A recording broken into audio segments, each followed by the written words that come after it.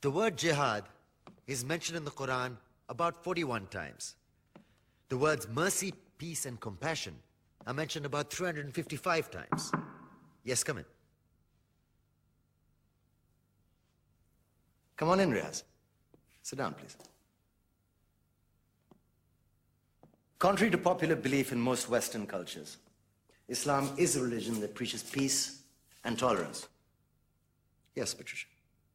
If Islam truly is a religion that preaches peace, then how come the world's most troubled spots, the West Bank, Afghanistan, Pakistan, Iraq, they're all plagued with Islamic terrorism? Well, that depends on your definition of terrorism. Some might argue that the U.S. invasions of countries like Iraq and Afghanistan are also acts of terrorism. Those were acts of war to get rid of despotic regimes. Or a means of getting at a country's oil.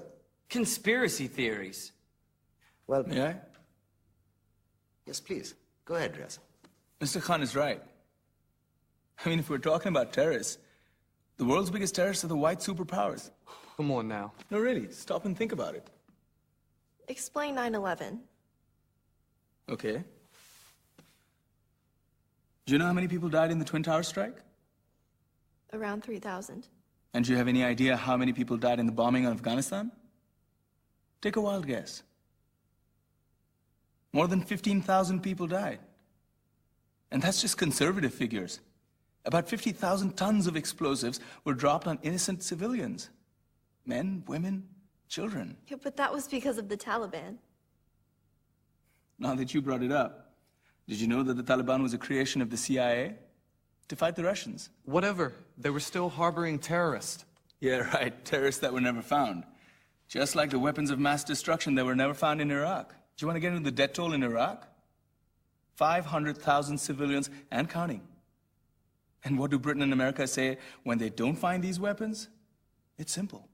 They just say sorry. And still refuse to relinquish control of these countries. What are you trying to say? What I'm trying to say is that just because you're American, wear a fancy suit, and call yourself the president, doesn't make you any less of a terrorist.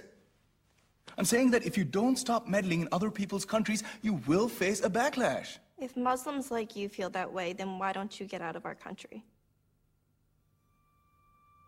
We will. As soon as you promise to leave ours.